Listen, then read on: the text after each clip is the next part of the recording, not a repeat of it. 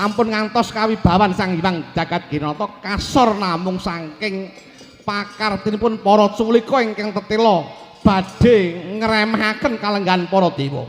Mila pukulun pasan nadyan kula menika boten nggadhahi kalenggahan, boten dados menapa. Sru penyuwunipun kula ingkang ana ing sithik ngudal-udal yen perlu kalenggahan kula dipun paringaken dhateng titah pujangkara pun Gatotkaca jer mekaten kala wau anggen kula ngreksa kawibawan ing kayangan Junggring Saloka. Pramila kulun titah pujangkara pun Gatotkaca ibaratipun nadyan Gatotkaca dipun jur dipun luluh anggen patuko kulun Bang Jagat Ginata sampun ngantos Gatotkaca menika kasempyok ing ngaradan saking pakarti para culika mboten tanggung jawab nggih Bu kulun.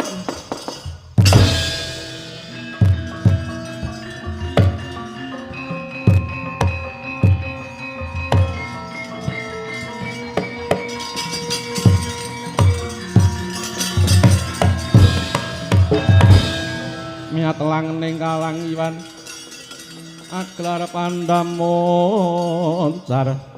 ing wong wilayah mangarcana maya sidam sekaring bawana langgeng Kakang Narada kula wonten dawuh Adi Guru. Kakang Narada sampun ngantos Kakang Narada ndarbe panyakra bawa ingkang kados mekaten. Menawi ulun badhe nyikara lawan si Gatotkaca niku mboten Kakang ulun muhung paring pendadaran lawan pun Gatotkaca reh ning Gatotkaca menika satriya ingkang benjang Baratayuda dados senopati ning para Pandhawa sampun ngantos dinten menika sampun luar pendadaranipun inggih menika Gatotkaca. Mekaten Adi Guru. Inggih Kakang. Nggih Gatotkaca wonten dawuh pukulun. Mara jeneng sira maju kepara ngarsa kulup Gatotkaca.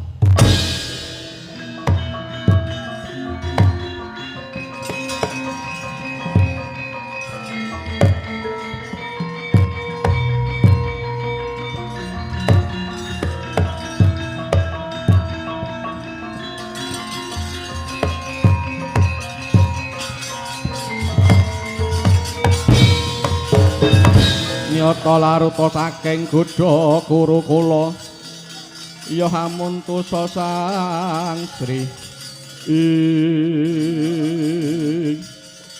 nuwun sewu pukulun andadosaken bengeng manah kula pukulun menawi sak sampunipun titah pujangkara Gatotkaca katimbalan wonten wigatos menapa pukulun Gatotkaca manut lawan jeneng ulun ya ngger.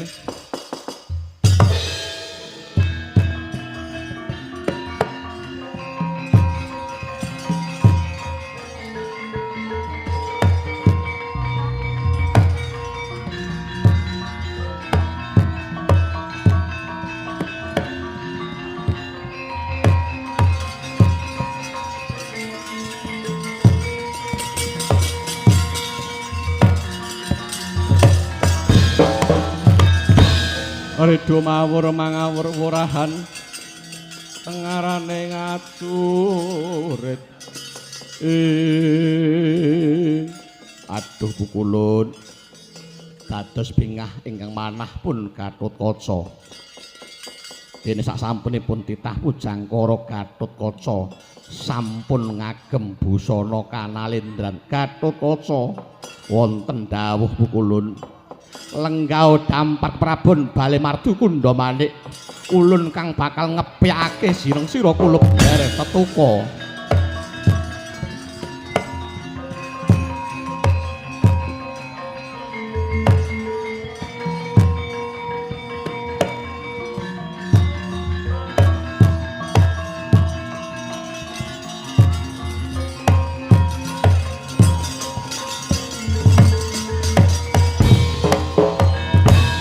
Mirikata sang Gatotkaca kinon mapak harga suta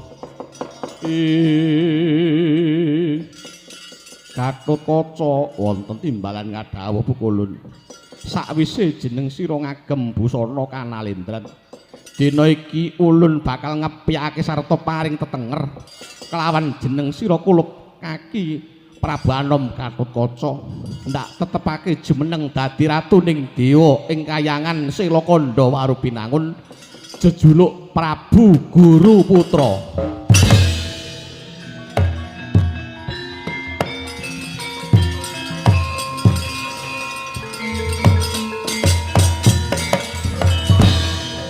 Ngaturaken gunging panuwun tanpa pami kulun dene saksampunipun titah pujangkara kalempan dados ratuning dewa wonten ing Suralaya.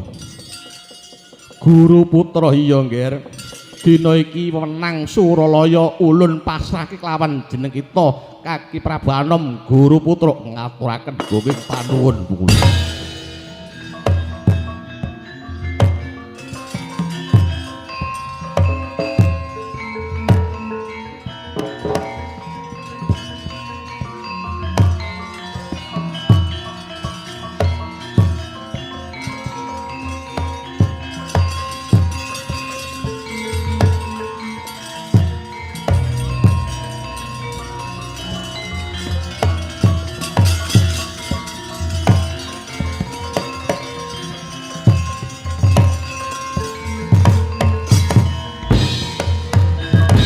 Redo mawur mangawur wurahan tengarane ngajurit ing Guru Putra wonten dawuh pukulun apa sebabe sira lengser keprabon jeneng ulun sira lenggahake maneh ana ing palenggahan ulun ya kuwi bale martiya kandha manik apa jeneng sira kurang mulya apa kurang wibawa yen to jeneng sira jumeneng dadi ratu ana ing kayangan Junggring Saluka kulup.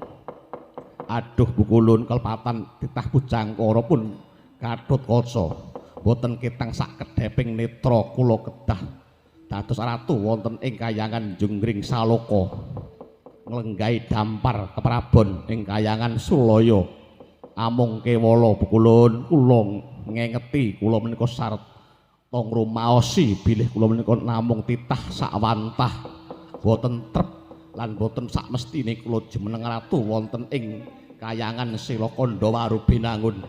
Bilanipun Rama Pukulun dinten menika kayangan Junggring Saluka kula wangsulaken dhateng jengandika Iwang Pukulun jagat ginata kula trimah dados titah sakwantah. Wuh anakku ngger Gatotkaca.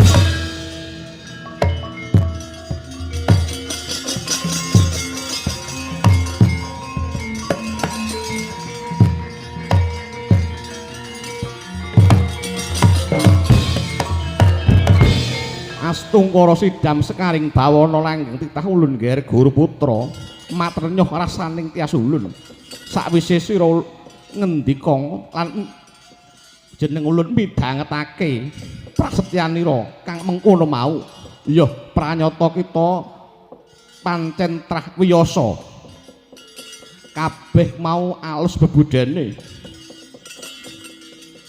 sira kepengin dadi satriya lumrah tegese dadi titah sakwantah kepengin memayu hayuning bawana inggih Kanjeng Pukulun malah dinten menika ingkang putra pun Guru Putra nyuwun tambeng pangestu mandhap dhateng Ngercapada selak mesakake kawontenanipun Ngercapada Pukulun.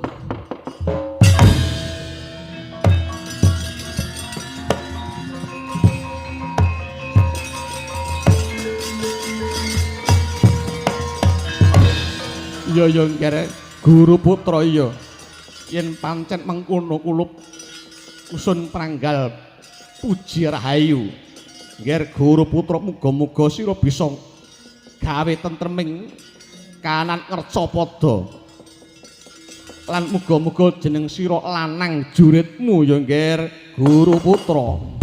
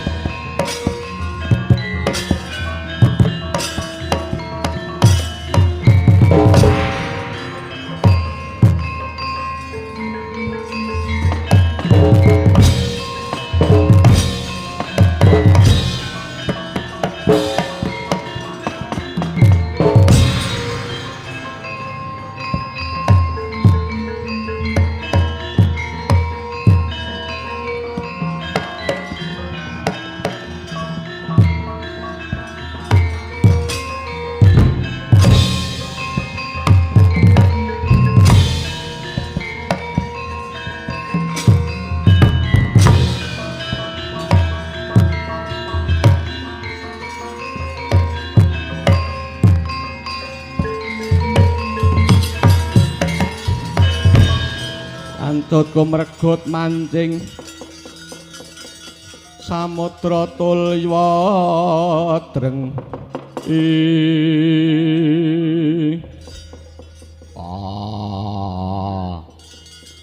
Kresna cideng kakangku Yayi Werkudara apa di enggal nyari rono kawicaksanmu Bathara Wisnu Yagi sawangen Gatotkaca wis mati apa wis urip yen pancen wis mati ngendi bangkene yen pancen isih urip ana ngendi papan dununge Werkudara sing kepiye Yayi pun kakang ora wani narbuka ana ngendi papan dununge si Gatotkaca ya putramu ning pun kakang duweni kapercayan yen to atmajanira si Gatotkaca isih Rahayu Widada di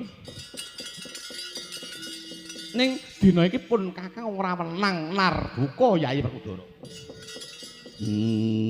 ora susah kowe nggawe sasmita ngalor ngidul tembungmu kira-kira kapan timbule anakku si Gatotkaca Yayi Werkudara titenana yen to mengko wis ana rame dudu rame ning Praja Ngamarta mbok menawa ing kono pot dadi sarana ya kuwi timbule anakmu si Tetuka ya Yayi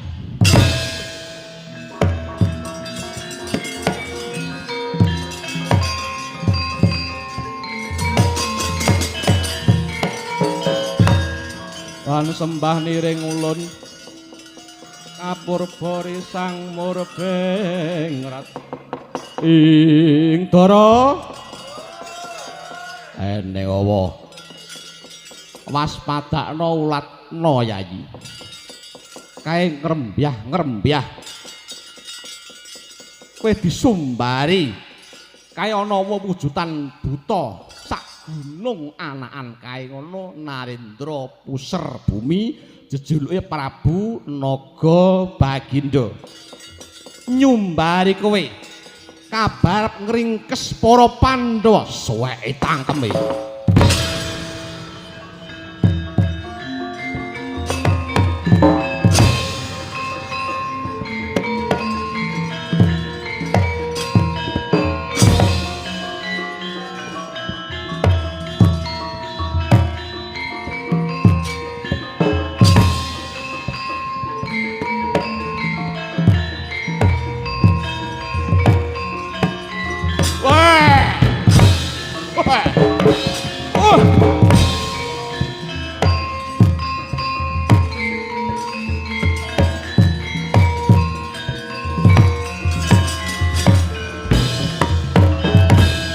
mangancur lakuning angin kura-kur nita kagiri-giri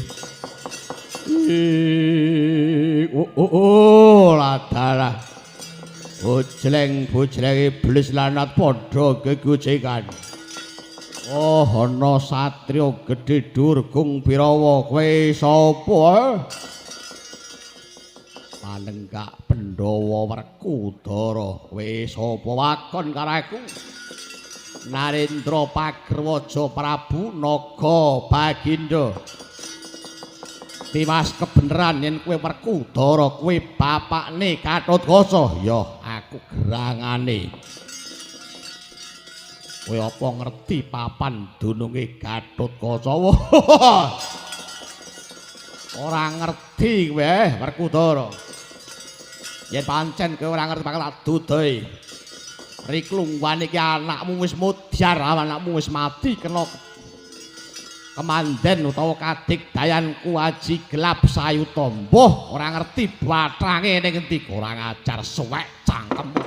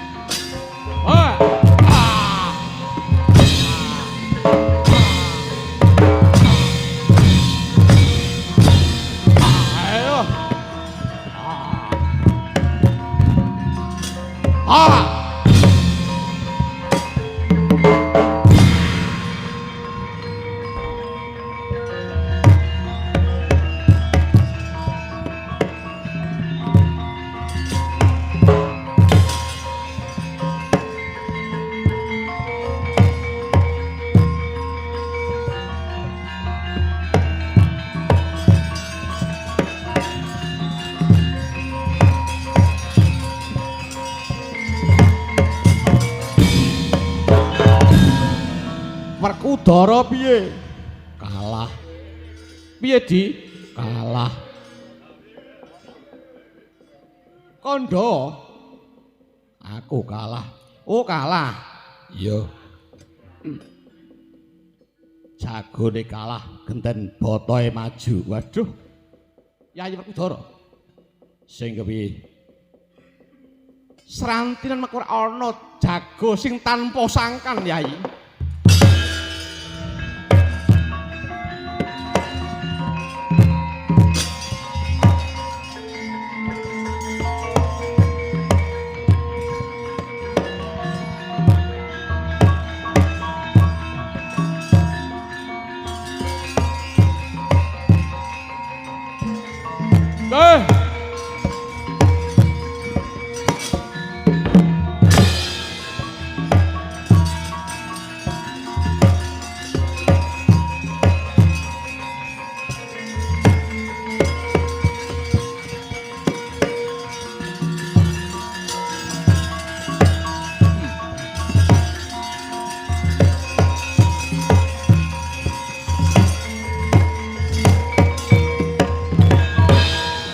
Pandya bala Pandhawa miyuk gumulung mangung Sirsata Kurawa ing dalah ana satriya bagus mencorong tejane ngiyup dirgantara wis saja iso mabur kowe sapa takon karo aku Ratu Kleyang Kabur Kanginan Kandang Langit Kembul Mega kowe takon kang dadi julukku iki Prabu Guru Putra kowe sapa Narendra Puser Bawana Prabu Naga Baginda kowe duwe perlu apa merpeki kang dadi sedyaku minangka dutane ngadil nglurah satru murka kaya dapuramu. Oh, golek mati we musuh karo Naga Baginda.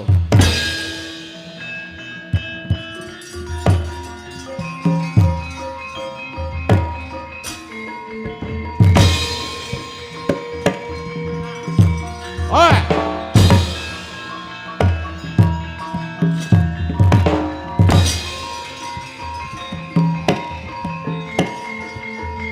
Ya. Ah.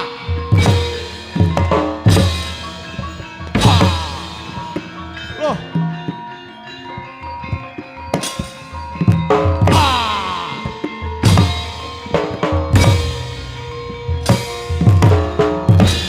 Ayo ya.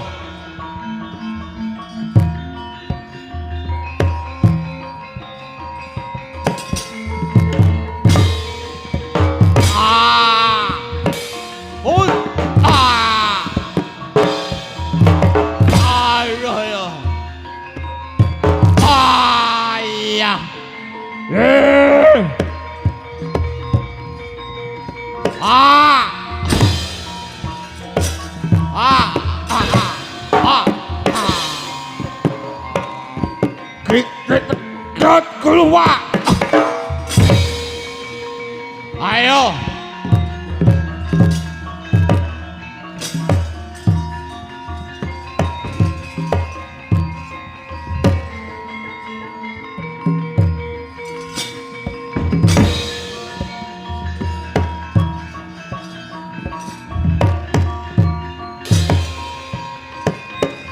Loh.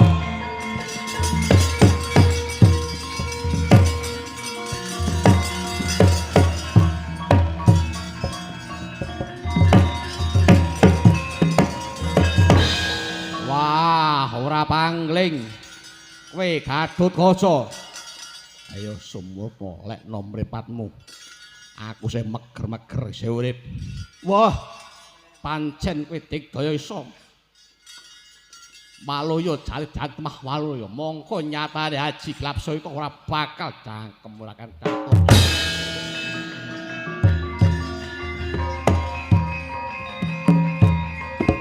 Oi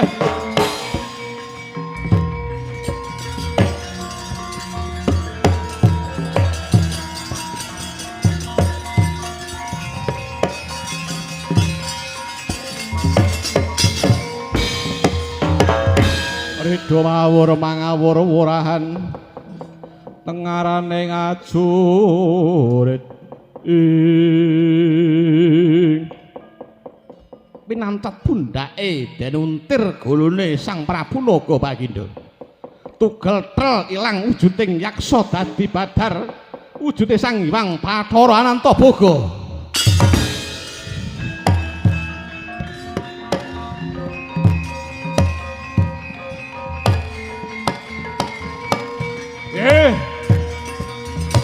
wah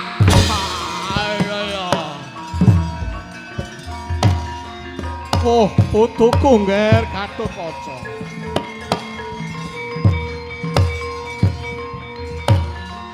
wah